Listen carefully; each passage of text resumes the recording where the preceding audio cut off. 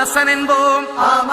ஆரியங்காவு ஐயன் என்போம், குலத்து புலை பாலன் என்போம், எரிமேலி ஸ்ரீதர்ம சாஸ்தாவென்போம்,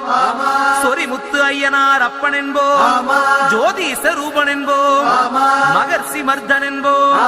மணிகண்ட சுவாமி என்போம், சுகுணவிலாசன் என்போம், சுந்தர ரூபன் என்போம், ஜாதி மத பேதமில்லா கடவுளாம், சத்திய வடிவான தெய்வமாம், ஆபத்தில் காப்பவனாம், அன்னதான பிரபுவாம்,